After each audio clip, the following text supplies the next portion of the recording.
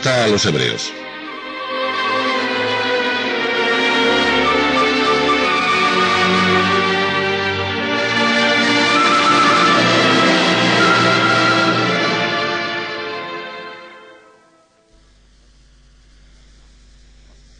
En distintas ocasiones y de muchas maneras habló Dios antiguamente a nuestros padres por los profetas.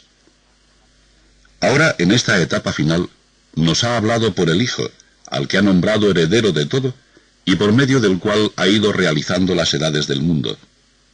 Él es reflejo de su gloria, impronta de su ser. Él sostiene el universo con su palabra poderosa. Y habiendo realizado la purificación de los pecados, está sentado a la derecha de su majestad en las alturas, tanto más encumbrado sobre los ángeles, cuanto más sublime es el nombre que ha heredado. Pues, ¿a qué ángel dijo jamás, Hijo mío eres tú, hoy te he engendrado? O, yo seré para él un padre, y él será para mí un hijo. Y en otro pasaje, al introducir en el mundo al primogénito, dice, adórenlo todos los ángeles de Dios. Por una parte, habla así de los ángeles. Envía a sus ángeles como a los vientos, a sus ministros como al rayo. En cambio, del Hijo, tu trono, oh Dios, permanece para siempre. Y también, cetro de rectitud es tu cetro real. Has amado la justicia y odiado la iniquidad. Por eso, Dios, tu Dios, te ha distinguido de tus compañeros, ungiéndote con perfume de fiesta. Otra vez se expresa así. Tú, Señor, en los comienzos cimentaste la tierra, obra de tus manos son los cielos. Ellos perecerán, tú permaneces. Se gastarán como la ropa, los liarás como una capa, serán como vestido que se muda. Pero tú eres siempre el mismo, tus años no se acabarán. ¿Y a cuál de los ángeles dijo jamás, siéntate a mi derecha mientras pongo a tus enemigos por estrado de tus pies? ¿Qué son todos sino espíritus en servicio activo que se envían en ayuda de los que han de heredar la salvación? Por esa razón, para no ir a la deriva, tenemos que prestar más atención a lo aprendido, pues si la ley dictada por ángeles tuvo validez y otra transgresión y desobediencia fue justamente castigada, ¿cómo escaparemos nosotros si desdeñamos una salvación tan excepcional? Una que fue anunciada al principio por el Señor y que nos han confirmado los que la oyeron, mientras Dios añadía su testimonio con portentosas señales, con variados milagros y distribuyendo dones del Espíritu Santo según su voluntad. Dios no sometió a los ángeles el mundo venidero del que estamos hablando. De ello dan fe estas palabras. ¿Qué es el hombre para que te acuerdes de él? ¿O el hijo del hombre para que mires por él? Lo hiciste poco inferior a los ángeles. Lo coronaste de gloria y dignidad. Todo lo sometiste bajo sus pies. En efecto, puesto a someterle todo, nada dejó fuera de su dominio. Pero ahora no vemos todavía que todo le esté sometido. Al que Dios había hecho un poco inferior a los ángeles, a Jesús, lo vemos ahora coronado de gloria y honor por su pasión y muerte. Así, por la gracia de Dios, ha padecido la muerte para bien de todos. Dios, para quien y por quien existe todo, juzgó conveniente, para llevar a una multitud de hijos a la gloria, perfeccionar y consagrar con sufrimientos al guía de su salvación. El santificador y los santificados proceden todos del mismo. Por eso no se avergüenza de llamarlos hermanos cuando dice, anunciaré tu nombre a mis hermanos, en medio de la asamblea te alabaré. Y en otro lugar, en él pondré yo mi confianza. Y también, aquí estoy yo con los hijos, los que Dios me ha dado. Los hijos de una familia son todos de la misma carne y sangre, y de nuestra carne y sangre participó también él. Así, muriendo, aniquiló al que tenía el poder de la muerte, es decir, al diablo, y liberó a todos los que, por miedo a la muerte, pasaban la vida entera como esclavos. Notad que tiende una mano a los hijos de Abraham, no a los ángeles. Por eso tenía que parecerse en todo a sus hermanos, para ser sumo sacerdote compasivo y fiel en lo que a Dios se refiere, y expiar así los pecados del pueblo. Como él ha pasado por la prueba del dolor, puede auxiliar a los que ahora pasan por ella.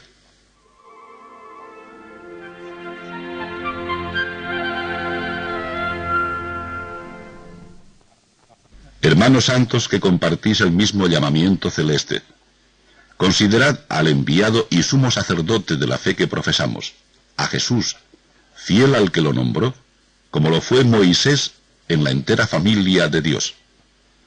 Pero el honor que concedió a Jesús es superior al de Moisés, pues el que funda la familia tiene mayor dignidad que la familia misma. Si cada familia tiene un fundador, quien lo ha fundado todo es Dios. Moisés ciertamente fue fiel, como criado, en la entera familia de Dios. Su misión era transmitir lo que Dios dijera. Cristo, en cambio, como hijo que es, está al frente de la familia de Dios. Y esa familia somos nosotros, con tal que mantengamos firme esa seguridad y esa honra que es la esperanza. Por eso, como dice el Espíritu Santo, si escucháis hoy su voz, no endurezcáis el corazón, como cuando la rebelión, cuando la prueba del desierto, donde me pusieron a prueba vuestros padres, y me tentaron, a pesar de haber visto mis obras durante 40 años.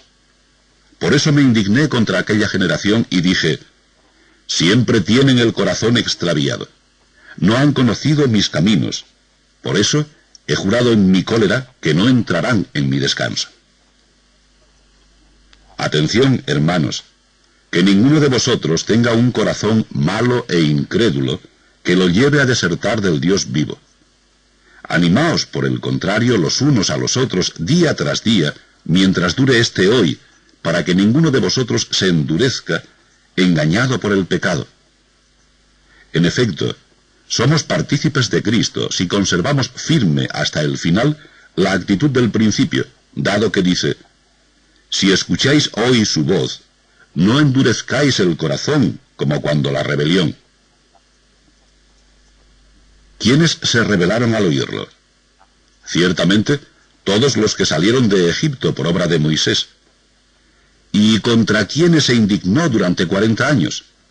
Contra los que habían pecado, cuyos cadáveres quedaron tendidos en el desierto.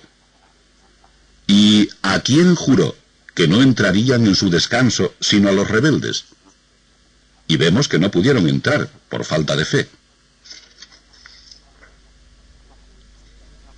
Temamos no sea que, estando aún en vigor la promesa de entrar en su descanso, alguno de vosotros crea que ha perdido la oportunidad. También nosotros hemos recibido la buena noticia, igual que los que salieron de Egipto por obra de Moisés. Pero el mensaje que oyeron de nada les sirvió, porque no se adhirieron por la fe a los que lo habían escuchado. En efecto, entramos en el descanso los creyentes de acuerdo con lo dicho. He jurado en mi cólera que no entrarán en mi descanso, y eso que sus obras estaban terminadas desde la creación del mundo. Acerca del día séptimo se dijo, y descansó Dios el día séptimo de todo el trabajo que había hecho. En nuestro pasaje añade, no entrarán en mi descanso.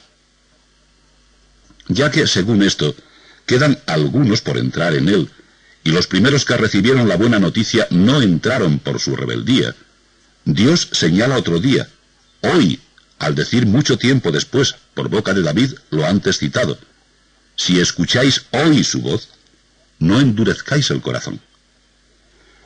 Claro que, si Josué les hubiera dado el descanso, no habría hablado Dios de otro día después de aquello. Por consiguiente, un tiempo de descanso queda todavía para el pueblo de Dios, pues el que entra en su descanso descansa, él también de sus tareas, como Dios de las suyas. Empeñémonos, por tanto, en entrar en aquel descanso, para que nadie caiga, siguiendo aquel ejemplo de rebeldía. Además, la palabra de Dios es viva y eficaz, más tajante que espada de doble filo, penetrante hasta el punto donde se dividen alma y espíritu, coyunturas y tuétanos. juzga los deseos e intenciones del corazón. No hay criatura que escape a su mirada. Todo está patente y descubierto a los ojos de aquel a quien hemos de rendir cuentas.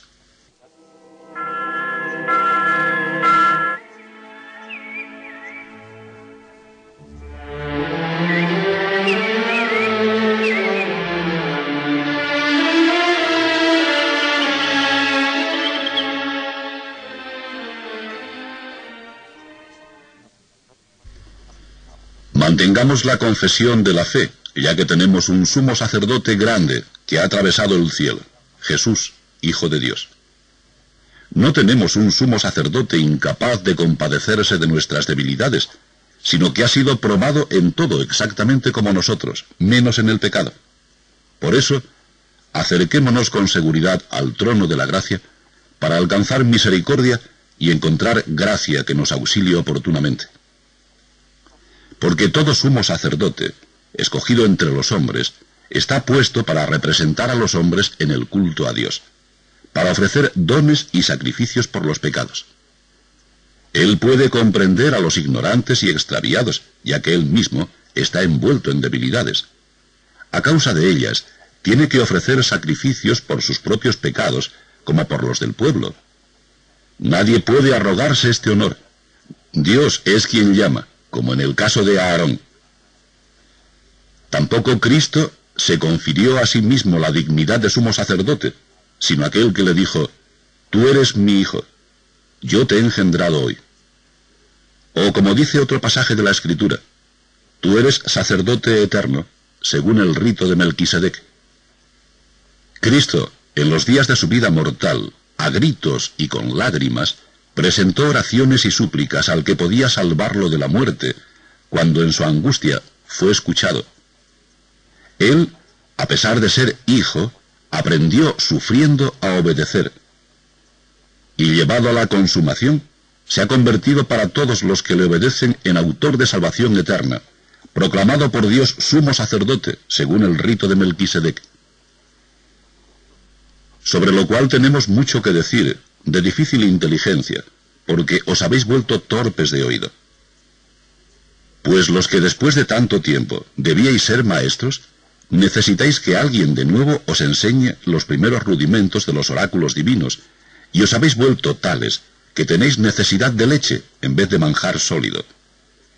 Pues todo el que se alimenta de leche no es capaz de entender la doctrina de la justicia, porque es aún niño, mas el manjar sólido es para los perfectos, los que en virtud de la costumbre tienen los sentidos ejercitados en discernir lo bueno de lo malo. Por lo cual, dejando a un lado las doctrinas elementales sobre Cristo, tendamos a lo más perfecto, no echando de nuevo los fundamentos de la penitencia, de las obras muertas y de la fe en Dios, la doctrina sobre los bautismos, la imposición de las manos, la resurrección de los muertos y el juicio eterno. Y esto es lo que vamos a hacer, si Dios lo permite. Porque quienes, una vez iluminados, gustaron el don celestial y fueron hechos partícipes del Espíritu Santo, gustaron de la palabra de Dios y los prodigios del siglo venidero, y cayeron en la apostasía, es imposible que sean renovados otra vez a penitencia, pues de nuevo crucifican para sí mismos al Hijo de Dios y le exponen a la afrenta. Porque la tierra, que a menudo absorbe la lluvia caída sobre ella y produce plantas útiles para el que la cultiva, recibirá las bendiciones de Dios. Pero la que produce espinas y abrojos es reprobada y está próxima a ser maldita, y su fin será el fuego. Queridos amigos, en vuestro caso estamos ciertos de lo mejor y de lo conducente a la salvación. Porque Dios no es injusto para olvidarse de vuestro trabajo y del amor que le habéis demostrado, sirviendo a los santos ahora igual que antes. Deseamos que cada uno de vosotros demuestre el mismo empeño hasta el final, para que se cumpla vuestra esperanza, y no seáis indolentes, sino imitad a los que, con fe y perseverancia, consiguen lo prometido. Cuando Dios hizo la promesa a Abraham, no teniendo a nadie mayor por quien jurar, juró por sí mismo, diciendo: «Te llenaré de bendiciones y te multiplicaré abundantemente». Abraham, perseverando, alcanzó lo prometido. Los hombres juran por alguien que sea mayor, y con la garantía del juramento queda zanjada toda discusión. De la misma manera, queriendo Dios demostrar a los beneficiarios de la promesa la inmutabilidad de su designio, se comprometió con juramento para que por dos cosas inmutables, en las que es imposible que Dios mienta, cobremos ánimos y fuerza los que buscamos refugio en Él, asiéndonos a la esperanza que se nos ha ofrecido, la cual es para nosotros como ancla del alma, segura y firme, que penetra más allá de la cortina, donde entró por nosotros, como precursor, Jesús, sumo sacerdote para siempre, según el rito de Melquisedec. Melquisedec, rey de Salem, sacerdote del Dios Altísimo, cuando Abraham regresaba de derrotar a los reyes, lo abordó y lo bendijo, recibiendo de él el diezmo del botín. Su nombre significa Rey de Justicia, y lleva también el título de Rey de Salem, es decir, Rey de Paz. Sin padre, sin madre, sin genealogía. No se menciona el principio de sus días ni el fin de su vida. En virtud de esta semejanza con el Hijo de Dios, permanece sacerdote para siempre. Considerad lo grande que debía de ser éste para que Abraham, el patriarca, le diera el diezmo de lo mejor del botín. Mientras a los hijos de Leví, que reciben el sacerdocio, les manda la ley cobrar un diezmo al pueblo, es decir, a sus hermanos, a pesar de que todos descienden de Abraham, Melquisedec, que no tenía ascendencia común con ellos, percibe el diezmo de Abraham y bendice al depositario de las promesas.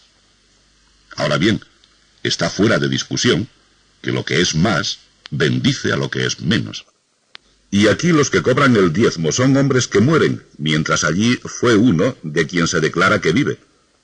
Además, por así decir, en la persona de Abraham, también Leví, el que ahora cobra el diezmo, lo pagó, pues estaba ya presente en su padre cuando a éste lo encontró Melquisedec.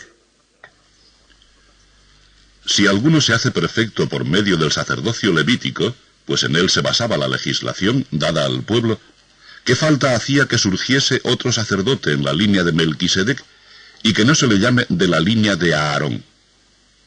Porque cambiar el sacerdocio lleva consigo forzosamente cambiar la ley. Y ese de que habla el texto pertenece a una tribu diferente, de la que ninguno ha tenido que ver con el altar. Es cosa sabida que nuestro Señor nació en Judá, y de esa tribu nunca habló Moisés tratando del sacerdocio. Y esto resulta mucho más evidente si surge otro sacerdote a semejanza de Melquisedec, que lo sea no en virtud de una legislación carnal, sino en fuerza de una vida imperecedera. Pues está atestiguado: tú eres sacerdote eterno según el rito de Melquisedec. Es decir, por una parte, se deroga una disposición anterior, por ser ineficaz e inútil, pues la ley no consiguió hacer perfecto nada, y en cambio, se introduce una esperanza más valiosa, por la cual nos acercamos a Dios. Aquí no falta, además, un juramento, pues aquellos fueron sacerdotes sin garantía de juramento. Este, en cambio, por el juramento que le hicieron al decirle: el Señor lo ha jurado y no se arrepiente, tú eres sacerdote eterno, señal de que Él, Jesús, es garante de una alianza más valiosa. De aquellos ha habido multitud de sacerdotes, porque la muerte les impedía permanecer. Como éste, en cambio, permanece para siempre, tiene el sacerdocio que no pasa. De ahí que puede salvar definitivamente a los que por medio de él se acercan a Dios, porque vive siempre para interceder en su favor.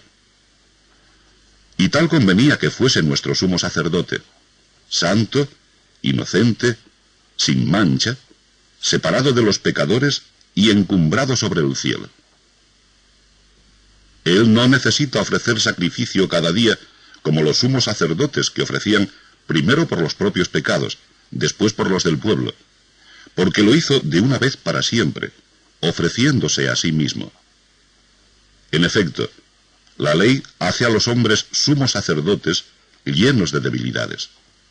En cambio, las palabras del juramento, posterior a la ley, consagran al Hijo, perfecto para siempre.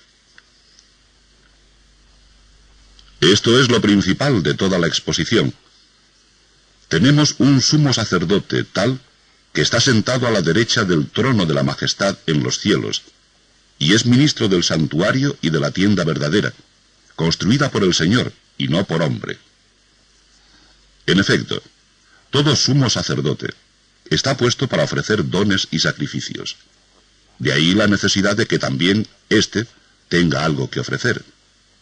Ahora bien, si estuviera en la tierra, no sería siquiera sacerdote, habiendo otros que ofrecen los dones según la ley.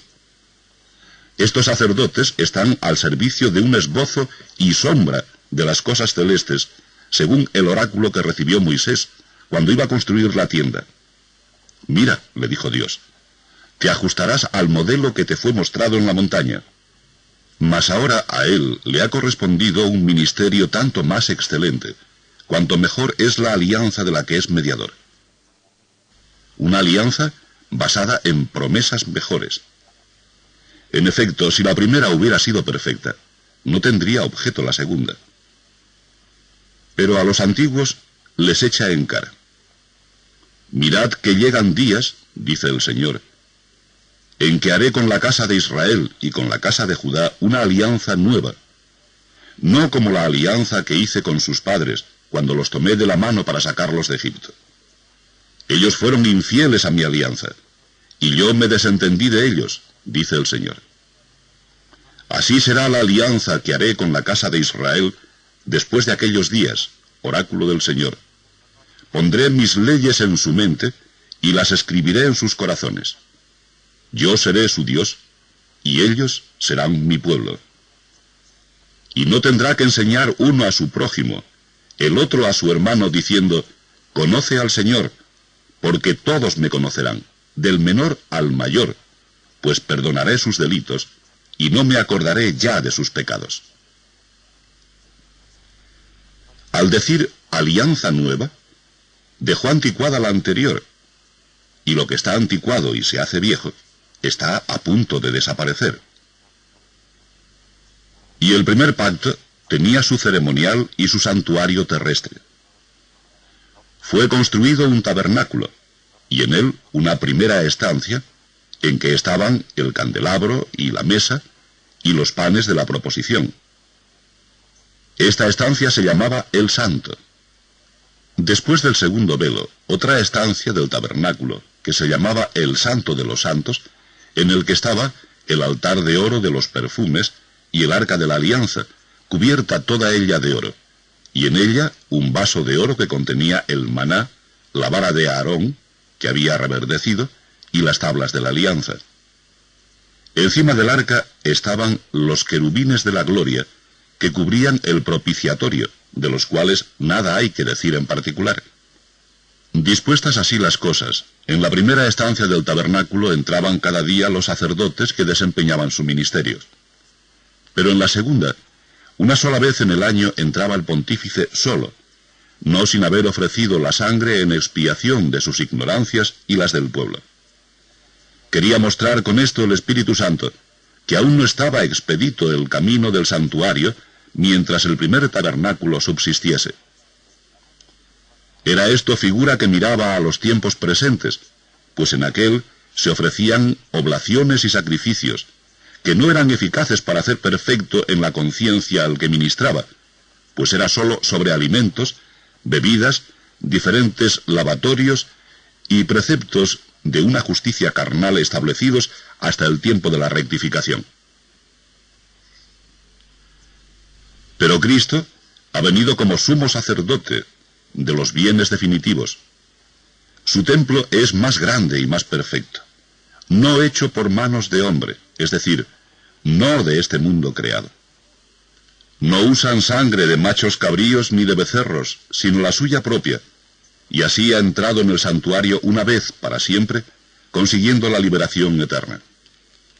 Si la sangre de machos cabríos y de toros, y el rociar con las cenizas de una becerra, tienen el poder de consagrar a los profanos, devolviéndoles la pureza externa, cuanto más la sangre de Cristo que, en virtud del Espíritu Eterno, se ha ofrecido a Dios como sacrificio sin mancha, podrá purificar nuestra conciencia de las obras muertas, llevándonos al culto del Dios vivo.